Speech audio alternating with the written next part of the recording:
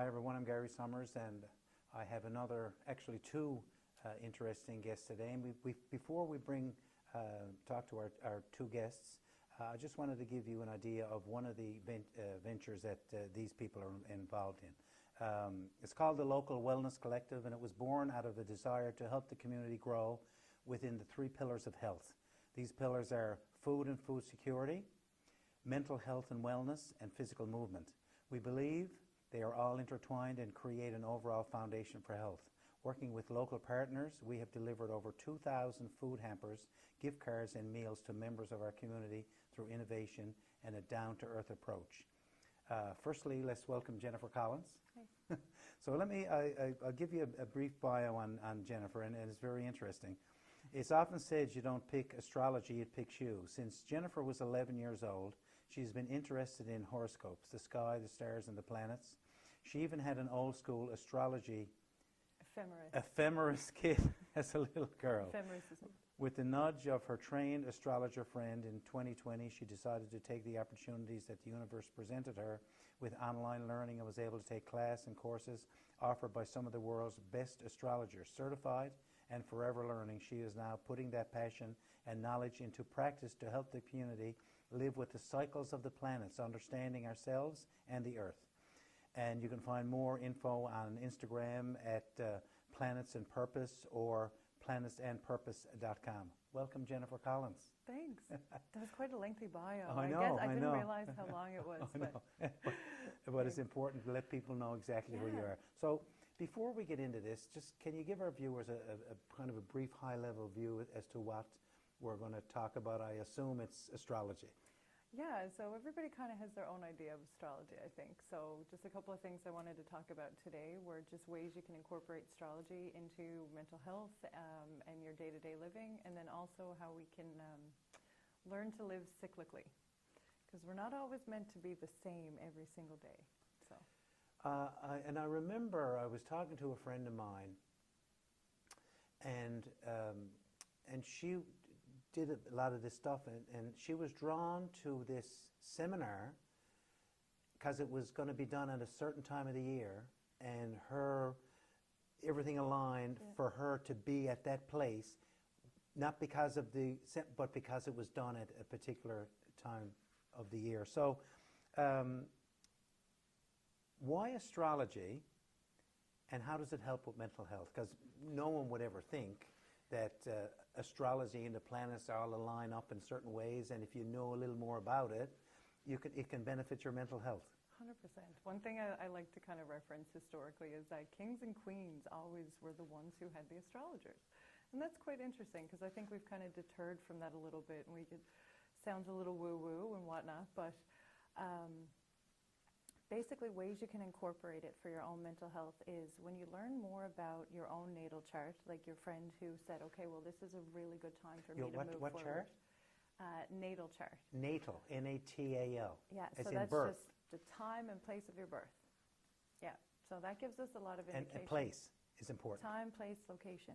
Okay, wow. Yeah. And so there's a lot of information in this little wheel as you get further into it. And regarding your own acceptance of yourself, I find the astrology really helps, because it allows you to kind of, you can take what you want from it, you take whatever resonates with you, but then you actually can say, okay, well, my Mars is in this sign, and that makes me a little fiery, and now I understand myself a little bit better, so that's kind of okay. And it gives you kind of a place to accept that. And even when you're doing your synastry, this is your chart and someone else's chart, you can even say, oh, well, I know my partner is a little bit fiery in that area, so I will give them a little bit of space for that.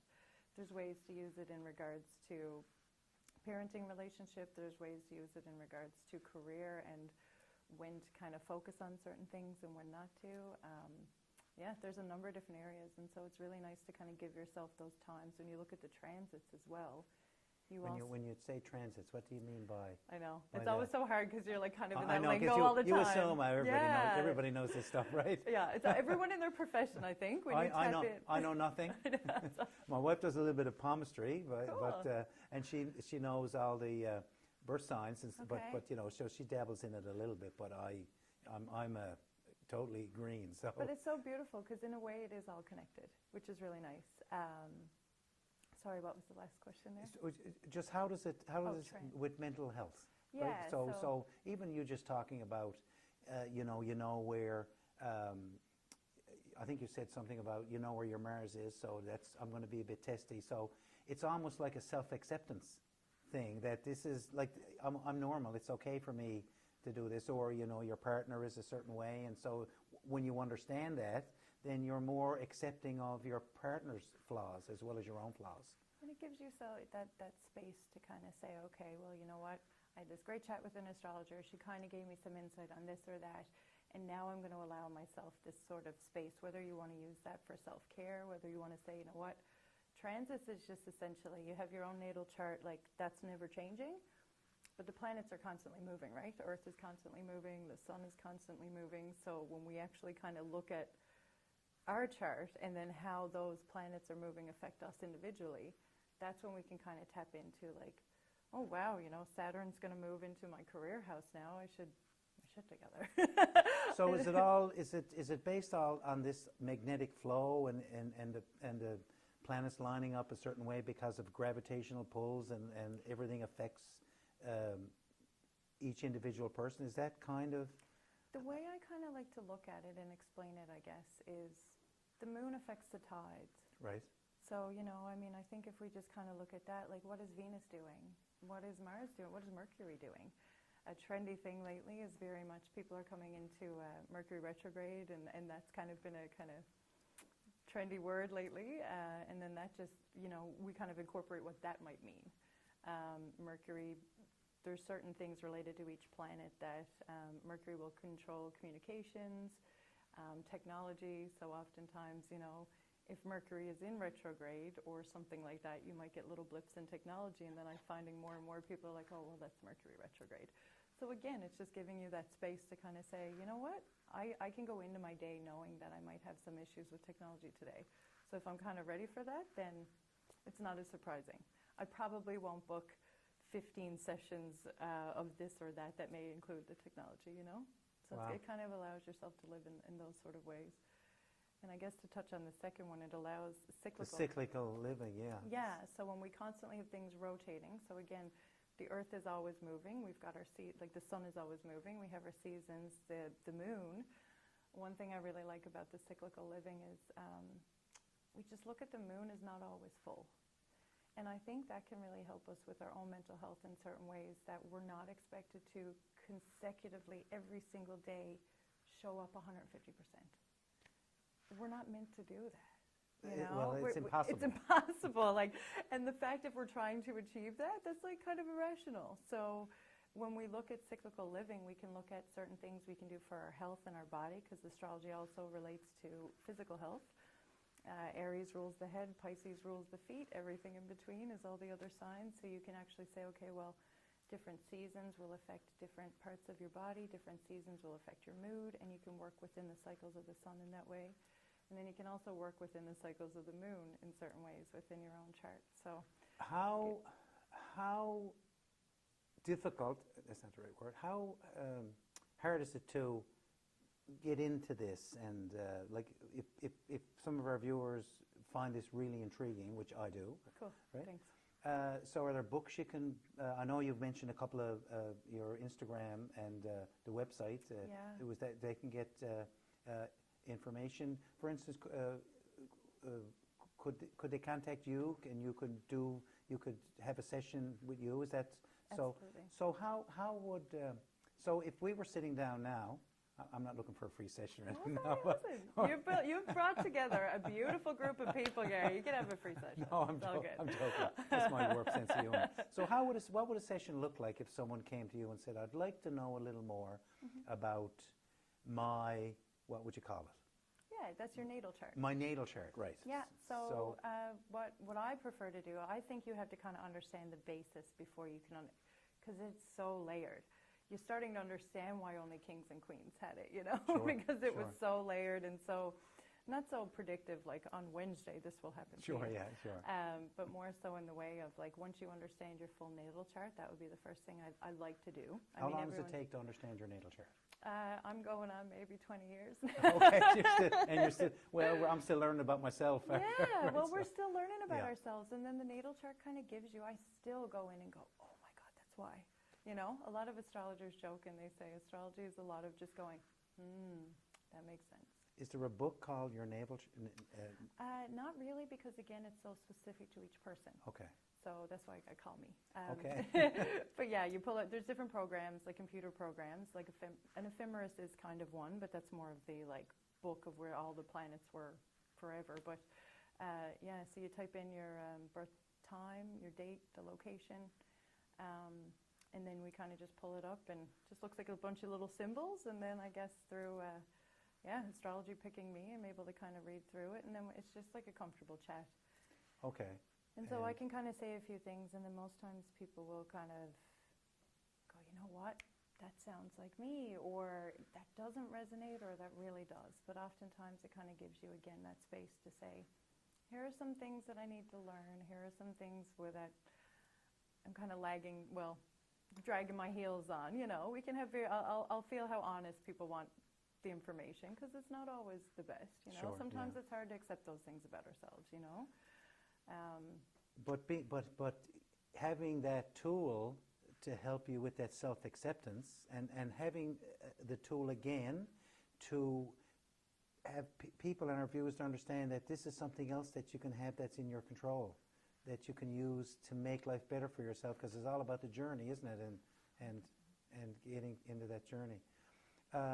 So cyclical living. Yeah. So, and I guess even once you allow yourself to kind of understand, you know, some base structures of your personality, like, yeah, I'm constantly working on mine. I got some oppositions happening, so that's, you know, the daily challenges that we go through. But with cyclical living, you can kind of just even base it on the moon. Just understand that maybe sometimes, you know, there might be some cycles of the month where you're not sleeping properly. There might be other cycles of the month where, you know what, you may be doing this intermittent fasting and it's going great, and then all of a sudden day 20 it's not going so good.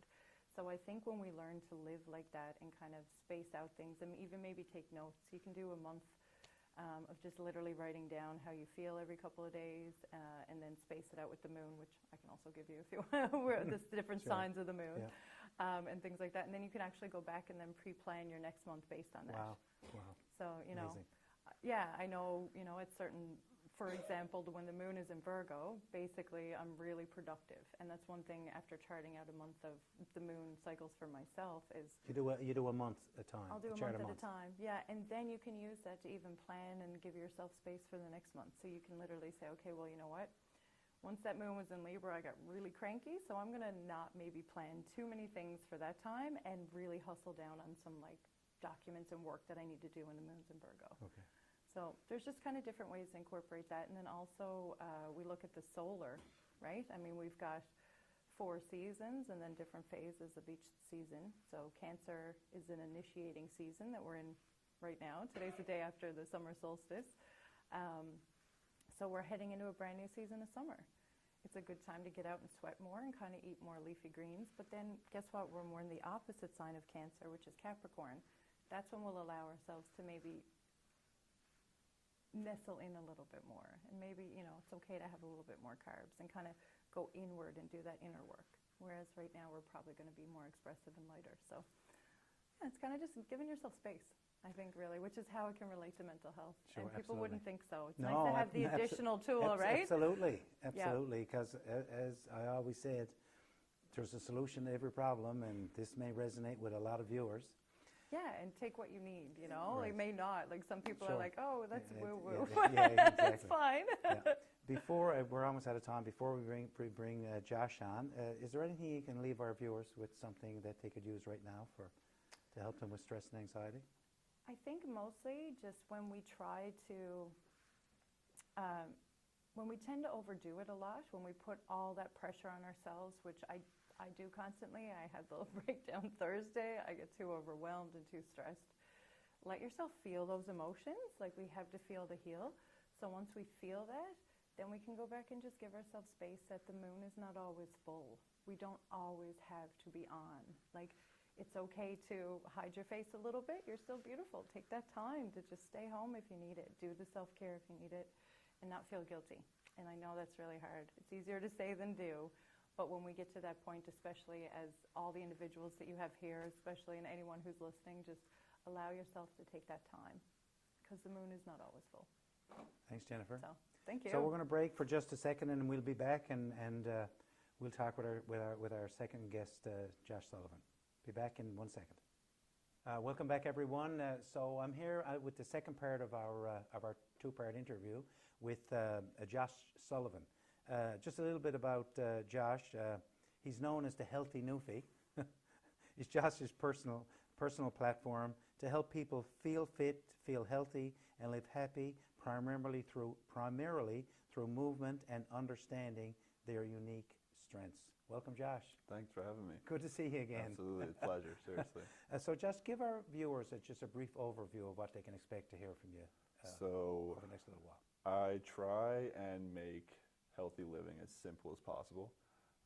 With how much is out there, it's endless information. And I've gone through so much of it through my own journey. A lot of it started for me based off of physical health. And then that moved into an entire realm of mental health. And then what a lot of people are understanding now is like spiritual health.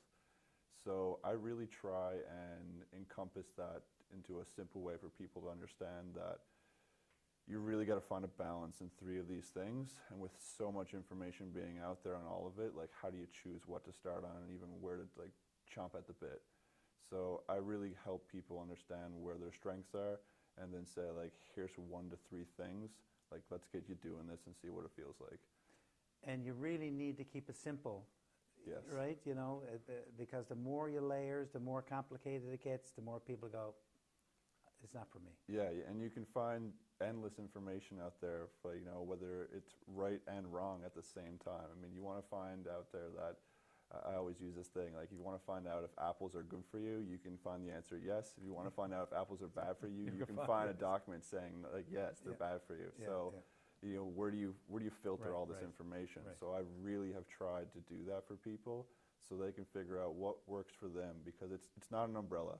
Oh, totally. You can't put everyone under the same niche and say, hey, look, this is what I did and it's going to work for you too. So we try and figure out like, hey, let's figure out where your strengths are. Figure out what's going on in your lifestyle, and let's give you some things to start feeling good. Yeah, things that you can handle, things that support your goals.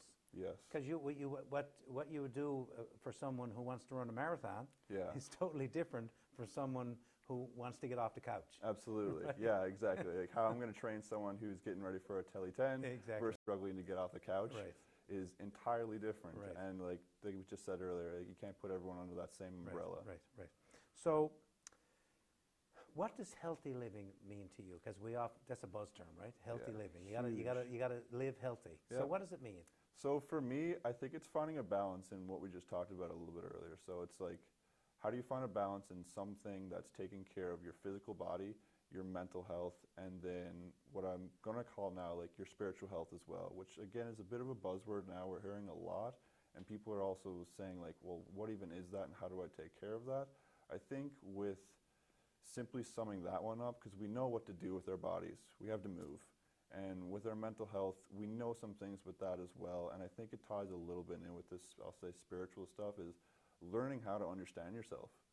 So like with the endless information out there on, you know, what works for this person who's an athlete, what works for that person who's a celebrity. It looks like, you know, with social media, everyone's living their best life, but behind the curtains, people are struggling so much. That perfectionist mindset that people want to show. That we all want to show our best selves. Yeah. And at the end of the day, every single one of us are struggling with something. So it's like, I think that's important for huge. Every viewer to understand that everyone is in this. There's no perfect person. There's no one who makes all the right decisions. There's no one who's got the perfect body or the perfect mindset or the perfect anything. So if we can understand that, then we can be a little gentler on ourselves. You got it. And that's exactly what I enjoy bringing out in people, is saying literally every one of us have crazy unique strengths. Mm-hmm. And if we're constantly looking at our neighbors, our people on social media, and what they have going on and their strengths, you're missing out on your own. Right. So I really try and bring that out in people and show them. And like you can be shown this through even just like little quizzes, little tests. There's so many things out there to show people like, hey, just run through this questionnaire and see what it says at the end of it. And then normally with the ones that I like to show people, they're always like, wow, like that was crazy accurate on how I am as a person. And it's like, well, are you even living like that? And they're like, no, I don't even live like some of these things that said, this is what makes me feel good. And when they resonate and think about it, they're like, I got to get back to doing some of that. Whether it be something they did as a kid. You know, it's like, I used to swim all the time when I was a kid. And here they are now, haven't been in the water in 15 years. And I'm like, all right, that's gonna be one of the things you do this week. You're gonna go for a swim. And then they check back in with me at the end of the week. They're like, Josh, I went for a swim this week. It felt unreal after doing that. Yeah. I'm like, absolutely, there you go. It's part of your training, man. And it's like, add that into your lifestyle now. It reminds me, talking to you about the movie Bruce Almighty. I don't know if you saw the movie with Jim Carrey and Morgan Freeman. Yeah. And one of the things that when at the end when Morgan, who was God, gave Bruce all his powers, and he did all of that stuff, and when he had all these requests in, Jim Carrey, who had God's power, said yes to everybody. Yeah. And then it was chaos in the world, right? And, Absolute chaos. and at the end, Jim said something like, "I just gave them what they wanted," and Morgan Freeman said, "Since when does anybody really know what they want? Yeah. People expect me to do everything for them, but what they don't really know is they have the power." Yep. And he said, "If you want to see a miracle, be the miracle." Oh, that's a really good quote. That's a great quote, isn't it? That's Because really you know, it all starts inside here, doesn't it? Yeah, it all That we does. all do. We all have the power, We all do. Every one of us. but we just give it away. Yep. And we look for it in other people. And then we sometimes forget that stillness and quietness that you can create within yourself. Like, you have all the answers. I really do. Whenever I've taught a seminar, I've always gotten people to, right in the beginning, because it used to always help me too. A lot of people, public speaking, they get nervous. And it was a thing that I was like, this is going to be a really two-stone here with how I'm going to do this, is I would make the whole audience breathe real slowly with me. So take a huge inhale and exhale. And here I am calming my own self down while I'm doing Right, this. So I was yeah, like, this yeah. works brilliantly, right? Yeah, yeah. And then here I am in my own calm state, and I have everyone now who's listening in a calm state. And while they did that, I told them, now in that calm state, there's something inside of you that's giving you information. And listen to that. And there's the key. Listen to it. Yeah.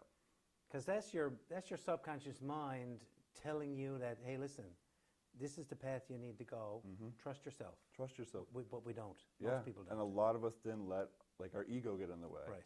And, right. and the more you practice that stillness, that breathing, that learning how to calm yourself down, exactly what I used to do and still do with those audiences when I teach those types of seminars, the more you practice that, the better that skill gets. And then anytime you have something going on where you might be anxious or frustrated, or you don't know the answer to something, or you feel like you're stuck in a rut, that's where I've tried to teach people, like, there's that little bit of mental, spiritual health going on. And we don't practice it because we live in a world with chaos. And I don't even mean that as actual chaos, but there's always music playing, there's always noise going, there's always people talking. Every environment we typically go in is distracting us from that quiet we can instill in ourselves. You know, I think sometimes it comes down to, and I remember I had a great chat with Laurie Pinhorn, who's an incredible resource. And sometimes as parents, we tend to want to just drive our kids and put them into as many things as they can. And Laurie said, well, just have them go and play in a pile of dirt. You got it. And just let them just be themselves and not have to worry about being here or being there. Just be themselves. Just let them be. Just let them be. Let them be, and let their creativity flourish. And I think sometimes society puts a success when you've got your kids in so many activities. Yeah, and again, it can be, just like we said, it can be chaotic.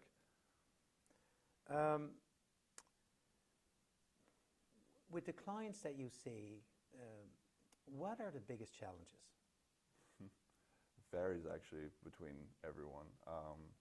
But something that I do see is everyone is trying to find the balance in themselves, because I see it a lot, where a lot of people get an idea in their mind, and let's say they want to get in the best shape of their life, especially now, going into summer. Sure.